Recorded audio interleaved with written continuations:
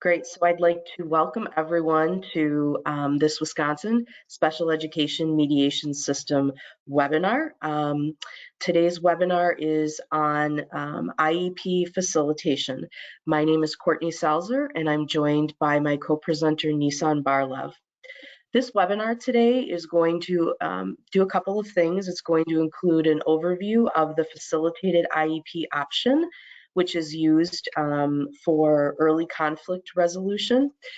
We make this option available in Wisconsin to parents and school districts through the Wisconsin Special Education Mediation System. That's a mouthful, so you will oftentimes throughout the workshop probably hear us shorten that up to WSEMS. So today you're going to hear about the option. You're going to learn how one can go about requesting that a neutral trained professional participate as a facilitator in your IEP team meeting. And you're going to hear a little bit more about when it's helpful and appropriate to use IEP facilitation. Again, your presenters today are myself, Courtney Salzer. I'm Executive Director at Wisconsin Facets, and I'm joined by Nissan Barlev, who is the Special Education Director at CESA 7. So we'll move to our next slide. This is just a little bit of information about the system. So the system itself was funded by Wisconsin Department of Public Instruction with a grant from IDEA to CESA 7 since 1996. So we've been going for quite a long time now. And for all these years, the charges of the grant have been, one, to administer the WSEMS throughout the state, to provide an impartial roster of neutrals to help in the resolution of special education disputes, to provide training and outreach about the system, and then last, to make sure we're collecting longitudinal data that helps us really do an ongoing evaluation as to whether the system is doing what it's supposed to be doing and achieving the outcomes that we're looking for. And the system was designed many years ago by a 17-member group of stakeholders.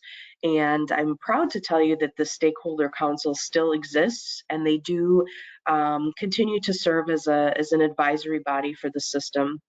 One other unique thing about our system, besides being a stakeholder-designed project, is that it's led by a team that models partnership and provides oversight to the system. So the members of our partner team are myself, Courtney Salzer, and I represent the parent perspective on the partner team. Nissan Barlev from CESA 7 is the Special Education Director, and Nissan represents the school perspective on the partner team. And then we're joined by Gia Pionic. She is our mediation partner, system administrator, and she coordinates the intake. And her function is really in our partner team to represent the mediation component. We also have Nelsinia Ramos, who is the Associate Director at Wisconsin Facets, and Nelsinia coordinates the Latino outreach activities on the system. So at this point, I will turn things over to Nissan. Thank you, Courtney. So good afternoon, everyone. In your handouts packet, you will find the WSEMS brochure, and the diagram on this slide is the same one that's on the first page of the brochure. The diagram shows all the options that can be used to resolve disputes related to special education between parents of students with disabilities and schools in Wisconsin. With all four options listed in dark blue arrows, parents and school will have control over the outcome as they are working together to solve the issues. This is called self-determination. The lighter arrows show processes that someone else has control to make the decision. And we'll cover this in a minute. The informal meeting, which is the first arrow on the left, is not a process provided through WSEMS. It is a suggested meeting between parents, classroom teachers, principal, or special ed directors, and can be used at any time. It is especially effective if used early in the relationship between the parent and the school. The other three dark blue arrows are all available through us, through WSEMS system. IEP facilitation, which we'll concentrate more today, mediation option, as well as the resolution process. In all three, a WSEMS impartial mediator or facilitators can help the parents and school work together to reach an agreement that meets the educational needs of the student. In addition, all three WSEMS options, they start with intake by GIA Pionic, as Courtney mentioned. They're all voluntary and they're all free to parents and schools in Wisconsin. As you move from left to right on the diagram in front of you on the slide, the light blue arrows indicate processes that are available in Wisconsin, but not through WSEMS, and where the control of both the process and the outcome shifts away from participants to someone else. For example, an IDA complaint will be decided by DPI staff, a due process by an administrative law judge, and litigation by a judge or jury. So as we move to the next slide, so what is IP facilitation? So as you saw in the previous diagram with the arrows, it is one of the earliest options for conflict prevention that's available through our system, through WSEMS. If both parents and schools, if both parties agree, a trained, impartial professional from WSEMS will attend the IP meeting to help the IP team by facilitating the process, meaning the actual meeting between the two parties. IP facilitation may be requested for any IP meeting, whether it's initial IP, IP reevaluation, or the annual IEP. IEP facilitation, as we mentioned before, is free to all participants, for parents of students with disabilities and schools in Wisconsin. Thank you, Courtney. Thanks, Nissan.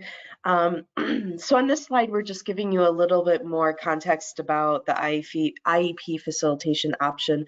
So there is no federal law that requires that states offer facilitated IEPs. However, in Wisconsin, our Department of Public Instruction had seen the really positive results that were coming from using mediation to resolve conflicts. And so they believed that offering an additional dispute resolution option, so facilitated IEPs, was really going to be a sound investment in encouraging parents and schools to work together at an even earlier stage than mediation. Facilitated IEPs have been found to increase the likelihood of a successful IEP meeting. They've also been found to help prevent disputes from developing, to resolve existing disputes earlier, and ultimately to save time and money for both parties. Further, both parents and districts believed that the presence of a facilitator was really important in keeping the meeting focused and productive. Just a little bit more context before we get into the nuts and bolts of our facilitated IEP option. So the Presidential Commission that worked on drafting the big body of special education law, which is IDEA, they recognize the value of early dispute resolution, and in particular using a facilitator at an IEP meeting. So on this slide, what you see is a comment that was published in the Commission's report. The Commission supported the idea of encouraging states to develop earlier processes for resolving conflict for schools and parents. Unfortunately, a requirement for states to offer facilitated IEPs did not make it into the law. So unfortunately, there are still many states that do not yet provide this option to parents and districts. However, we're fortunate here in Wisconsin because we do. Nissan. Well, thank you, Courtney. So when to request an IP facilitation?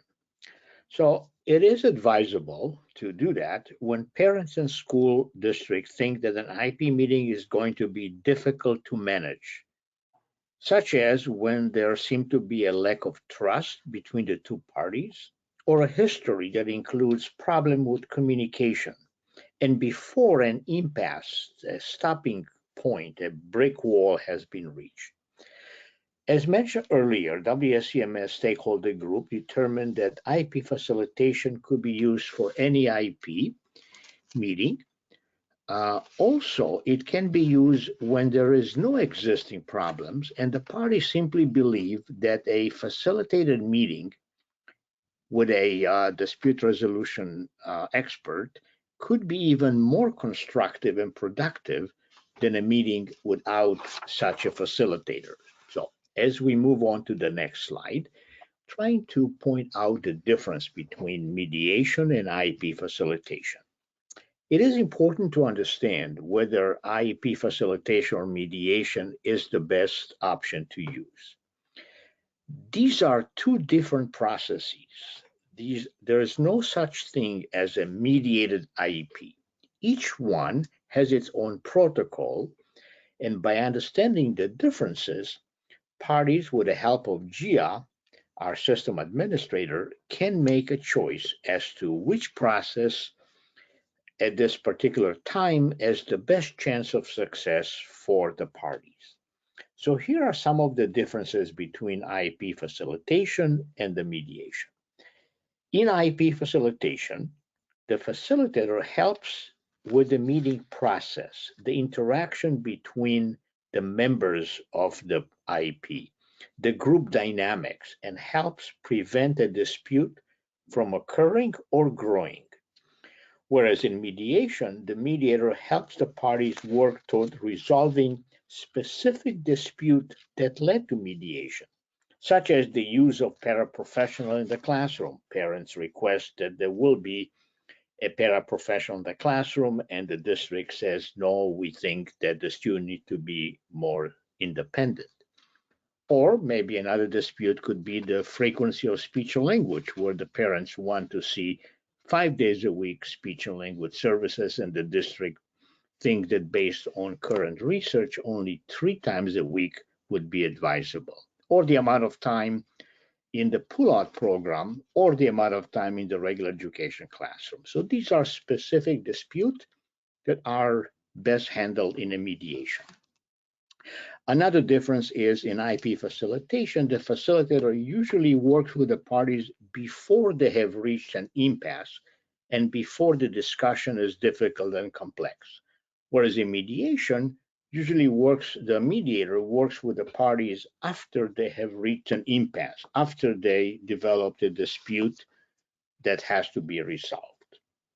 Another difference in IEP facilitation, the facilitator has about 3 to 4 hour time limit to spend with the parties, where in mediation, the mediator has no time limit of how long they will spend with the party to resolve the dispute. Another difference, IEP facilitation, in the IEP process itself, going to the various required IEP forms as required by IDA 2004 and Wisconsin Chapter 115, those pages determine the meeting agenda. Whereas in mediation, the mediator helps the parties create an agenda to address the dispute that is at the heart of the mediation. As we move on to the next slide, some additional differences between the two processes. In facilitation, as we mentioned earlier, the facilitator assists with the IEP team members' interaction to keep it cordial and constructive as they are working to develop the IEP document. Whereas in mediation, the mediator assists the parties in resolving their conflicting positions. The mediators seek the underlying interest of the conflicting position because it is easier to find solution for the dispute once you know the parties' interests. And that's how the mediators arrive at a win-win solution. Another difference in IP facilitation, the outcome is either that the IP document is completed or it is not. And if it's not, then the district has to convene an IEP meeting without the facilitator to complete the paperwork. Whereas in mediation, the outcome can either be a written mediation agreement that resolves all the dispute, or some of the dispute, or no agreement. And in Wisconsin, by the way, no agreement happens very seldom. Usually, agreement is around 80 to 90% agreement rate in Wisconsin. Now, the agreement, once it is signed by both parties, is a legally binding contract in state and federal courts. And another difference in IEP facilitation, the IEP confidentiality is protected under IDA 2004 and Wisconsin Chapter 115 statutes. Whereas in mediation, Wisconsin has confidentiality law 904.085 that is tested and judges uphold. Thank you, Courtney. Thanks, Nissan. So there's obviously a fair number of differences between the two processes, but there are also some similarities. So both processes are going to work on modeling good communication. Both are going to encourage that active listening take place between the two parties. Both processes will help parents and schools look at or look for common goals. Both processes are going to be focused on the student and making sure that that the parties are trying to move forward and not looking backwards at what could have happened or what should have happened or who's to blame. They're both very forward-looking processes. Both processes are going to work to depersonalize any conflict. So that means that attacks or blaming language are going to be highly discouraged, both in facilitated IEPs and in mediations. And last but not least, both processes are going to be very beneficial in helping to manage the group dynamic that exists both in mediations and in IEP meetings. So now that you know a little bit more about facilitated IEPs, we're going to talk about how you request one. So if you think that a facilitated IEP is the right option, parents or the school can make a request for a facilitated IEP. And they can do this either jointly or individually. And the difference there is if you're doing a joint request, that means the school is signing the form, the parents are signing the form, and right from the beginning, both parties are saying, yes, we want to move forward and have a facilitated IEP. So that's one way to get things rolling. However, a request for a facilitated IEP can also happen individually. So if the parents believe they want to seek a facilitated IEP, they can complete the form, sign their portion of it, submit it, and then what has to happen next is the intake coordinator will connect with the school to see if they're interested in participating, and vice versa. The school can request individually on their own as well. In order to request a facilitated IEP, you complete this form. The form is both loaded into your handouts, and you can get the form on the website, which is listed on the slide. And then once the request is made and sent in, the intake coordinator, that's Gia again, is going to talk to both parties about how a facilitator can be helpful. And she's also going to be a resource to the parties about the process. Let's see, again, much like mediation, facilitated IEPs are voluntary, which means that both the schools and the parents have to be willing to do this. If one party is not wanting a facilitator at the IEP, then the IEP will be held without using a facilitator, because again, we need both parties to agree to have the facilitator there. In terms of who participates in a facilitated IEP, so it's the IEP team members who are normally required to be invited and to attend the IEP meeting, as well as the facilitator. It's important to stress, though, that the facilitator, while they are a participant at the meeting, obviously they're there and they're participating, they are not considered a member of the IEP team. And then there are really no additional requirements as to who needs to attend the facilitated IEP meeting. It's really handled just the same way that a normal IEP meeting would be if there wasn't a facilitator present. So Nissan, I'll turn things back to you. Thank you, Courtney. So who arranges for the IEP facilitation meeting?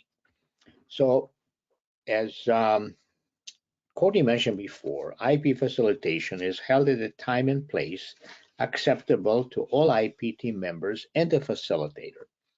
If a date has already been set for the IEP meeting, the intake coordinator, GIA, will find a facilitator who is available on that date who the parties agree to work with. If the date has not been set, then the selected facilitator will work with the parties and school to find an acceptable date and time. In either case, the school district is responsible to send out the IEP invitation, and the IEP meeting must be held within the procedural timeline. GIA is well aware of the district's IDA 2004 timeline obligations for IEP meetings. So, as we move on to the next slide, who are the facilitators? So Wisconsin has a roster of about 16 to 20 neutrals who are contracted through our system as independent contractors. Our neutral are used for IEP facilitation, mediation, and the resolution meeting. A key component to a successful dispute resolution system is the impartiality of the facilitators. Not only are WSEMS neutrals not employed by any state agency, school district, or parent organization, but if any roster neutral becomes employed by or serve on the board of a parent organization or has a contract with school, they are declared as inactive member of the roster for the duration. WSEMS has an application and interview process to select facilitators for the roster. WSEMS partner and staff decide on who the facilitator will be. Potential members of the roster attend a 5-day training conducted by experienced special ed neutrals and WSEMS stakeholders. Participants are observed by the parties and staff, and just because someone has taken a training, 5-day training, doesn't guarantee that they will be on the roster. Our intent is to have available a roster of diverse, impartial neutrals that will be acceptable to both parents and schools. As a result, WSEMS neutrals have a very broad range of professional background and various experiences facilitating in different areas. Besides special education, we have neutral experience in labor, farm, medical, workplace, etc. Once selected, an annual 1-day annual training is required for the members of the roster to stay as active member of the roster. We use stakeholders for this training also. A parent and a school attorney always present the legal update together. Optional additional training are provided to the roster on diverse issues, including cross-cultural communication, working with high emotion, and how to make conflict constructive rather than destructive. Either party, parents or school, can suggest a specific facilitator. That is, when it's time to select a facilitator. So either party can suggest a specific facilitator. They can write the facilitator's name on a request for IEP facilitation form, or can just tell GIA which one they would like.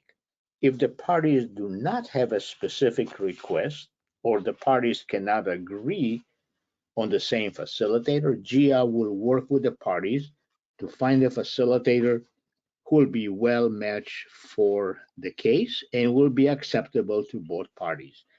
In the 20 some years that WSEMS has been in existence, has always worked.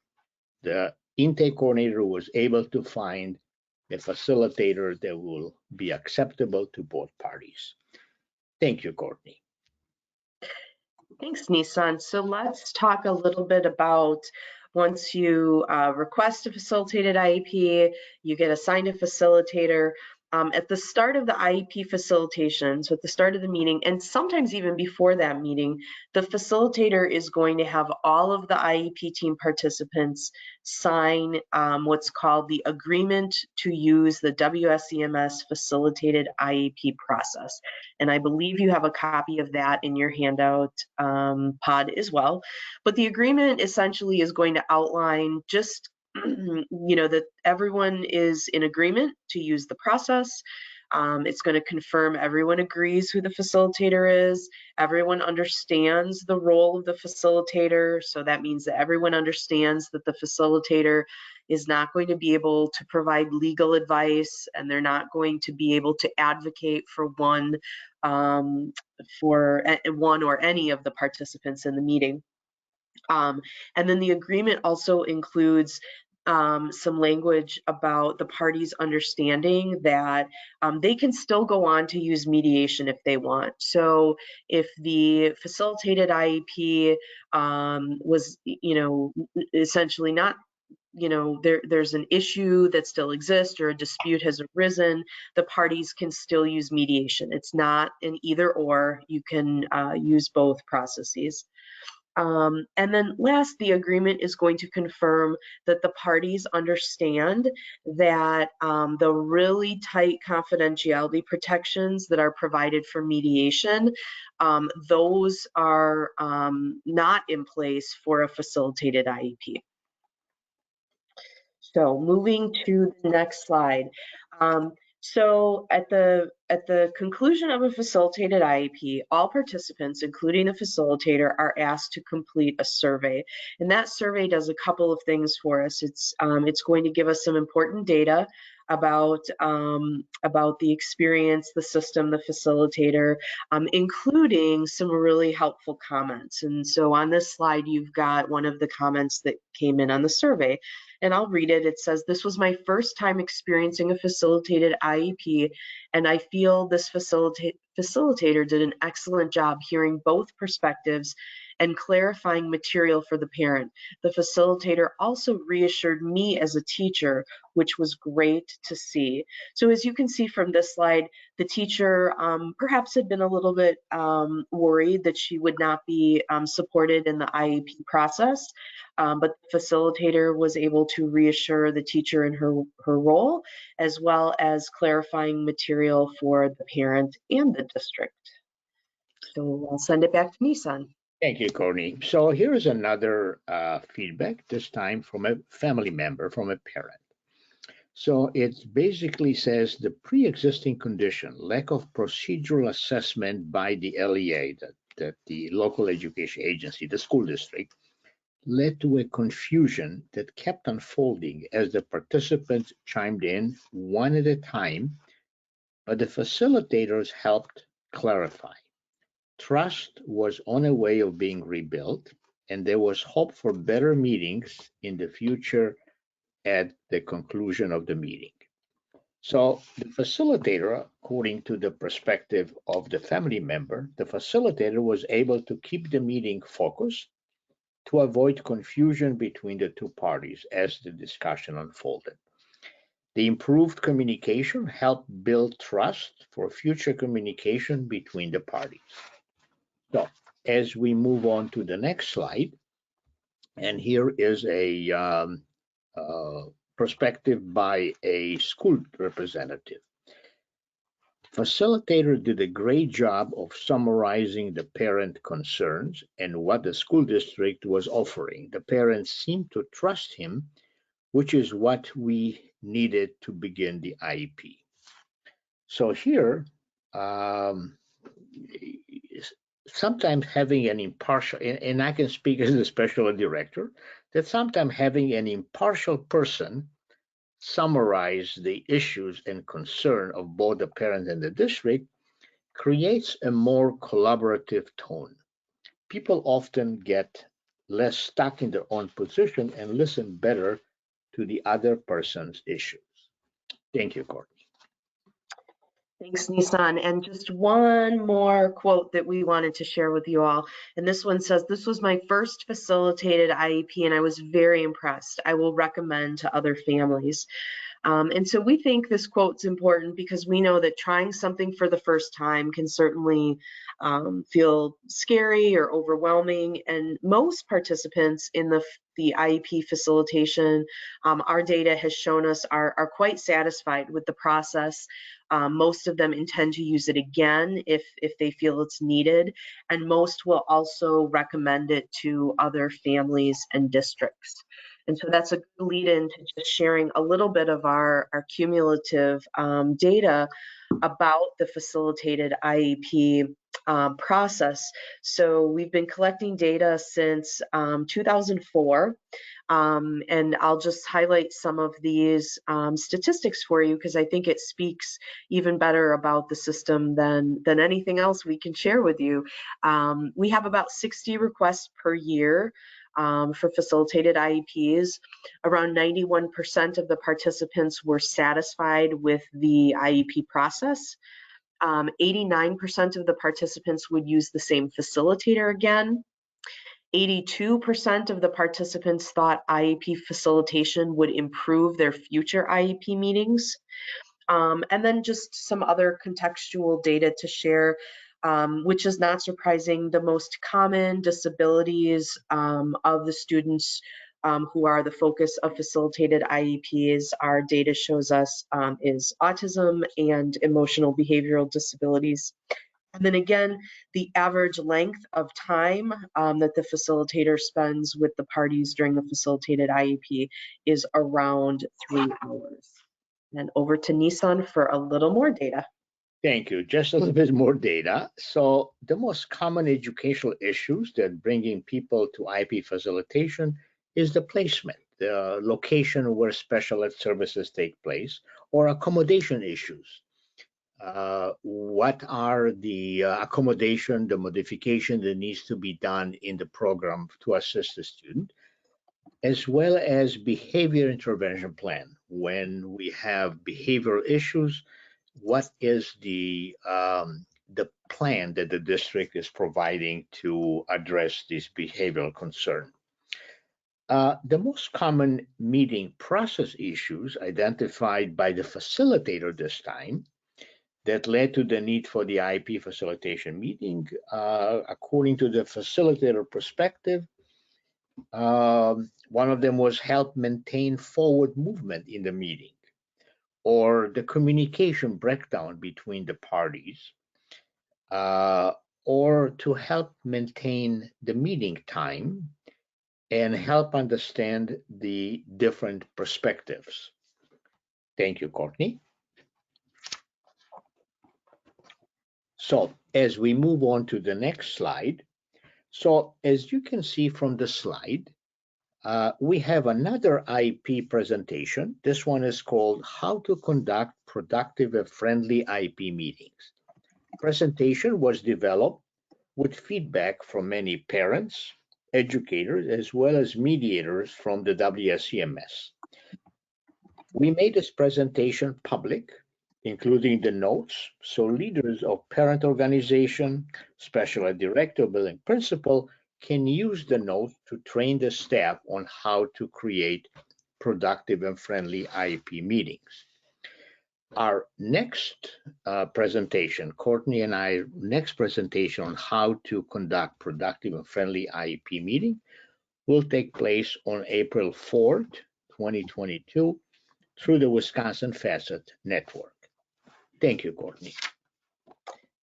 Thanks, Nissan. I did drop that date into the chat box for that workshop. To register for that workshop, I'm just going to drop in real quick the Facet's website, and you just go to the training tab and you'll be able to see all of the trainings and register there. We want to encourage you, though, to head over to the WSEMS website as well. It's really a treasure trove of information. It's got all of the information that you would want to know about who the neutrals are. So it's got their bios. Some have even recorded short videos to introduce themselves. There's a great frequently asked questions on mediation and facilitated IEPs. If there's any forms that you're looking for, you can also find those on the website. And then under the multimedia tab, there are some really, really wonderful short videos on a number of topics that are, really relevant to resolving disputes. So dealing with emotion, participating, conflict resolution. So do check those out. We also have a mirror image of the website in Spanish, so everything that's available in English is also available in Spanish. And then Nissan and I are always available to do these types of presentations to groups about mediation, facilitated IEPs, the system itself, and you can use that 800 number at the bottom of the slide to reach out if you are seeking a presentation for your group. We know that conflict can be frustrating, it can be emotionally draining, but it also, provides an opportunity for enhanced understanding, informed partnership, and it really sometimes getting through a conflict or getting through an emotional time is really what's needed to advance the best interest of the child that's at the center of all of this. So we certainly encourage you to consider the option of a facilitated IEP if you have any concerns about an upcoming IEP meeting. And that will take us to our last slide, which is just that QR code. If you've got a mobile phone, you can just open up the camera app, scan that, it'll take you right to our survey. Otherwise, I've also listed the survey link and put that in the chat box. We really appreciate hearing from you, letting us know, if this workshop was helpful for you. I'm just trying to look to see if we have any questions. I don't see any. I'll pause for a moment to see if anyone puts something in. Nissan, any parting words? No, I just wish you all stay safe and healthy. Great, thank you. And I do not see that any questions have come in. So at this point, I'd like to thank everyone for joining us today. We will be stopping the recording and wishing you all a wonderful rest of the day. Thank you so much.